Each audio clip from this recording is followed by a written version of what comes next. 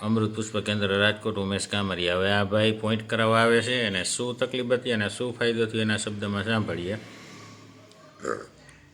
તમારું નામ? અમરસિંહભાઈ, ગામ?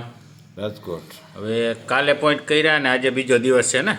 હા, બીજો દિવસ. હવે શું તકલીફ હતી તમને? હું 6-7 મહિના ત્યાં પડી ગયો તો એના તાણિયા ડૉક્ટરે એમ કીધું તાણિયા ફાટી ગયા છે, એક્સરા બેક્સરા પડાવ્યા. હા, તાણિયા ફાટી ગયા, તમારે કે ઓપરેશન આવશે. હા. અને દુખાવો ચાલુ રહેતો ને? દુખાવો ચાલુ. હાથે અધર ન થતો? હાથે આમ આધર ન થતો. કરો જોઈએ. હવે હાથ અધર થઈ ગયો? થઈ જાય. હવે દુખાવો છે ક્યાં? દુખાવો નથી. જરા કંઈ નથી ને? હા, બે કાલે એક દિવસ પોઈન્ટ કર્યા અને આજે પાછો બીજો દિવસ. હા, એક જ દિવસમાં કેટલી રાહત? ઘણી રાહત. દુખાવો થયો જ નથી? ના, દુખાવો હાથ અધર થવા માંડ્યો? હા. પાછો બંધ નથી થયો ને? ના. હવે જરાક હતો આજે. હા. હવે તમને એવું લાગે ઓપરેશન કરવું પડશે? ના ના, નો હવે નો.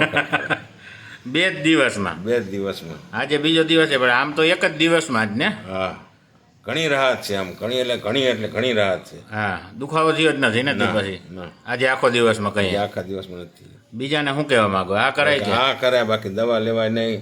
અને આ 155 કરાય, એક્યુપ્રેશરનો. 165. તમને ફાયદો થયો એટલે કયો છો ને? હું મને ફાયદો થયો એટલે હું બીજાને હું આમ સલાહ દઉં. આ સારું. હા, અને બીજે આ દવાખાને જતા એના કરતાં આ સારું છે. અને એમાં શું કીધું તું ડૉક્ટરે? એ એક્સરા પડ્યો એમાં કે તમારે આ તાણિયા ફાટી ગયા છે એટલે ઓપરેશન કરવું પડશે. ઓપરેશન કરવું જ પડશે. 1.5-2 લાખનો ખર્ચો થાય. અને એ તો તમારે શક્ય જાય કે ન જાય. જો રસી થઈ જાય તો રસી થઈ જાય એટલે કંઈ નક્કી નહીં કાંઈ. એટલે પછી 2-4 ડૉક્ટર ફેરવા. પછી એક ડૉક્ટર હતો એમ આપણે મારું કરીને એને એમ કીધું કે ના કે તમે કસરત કરો, કસરતથી થોડુંક સારું રહ્યો. હા.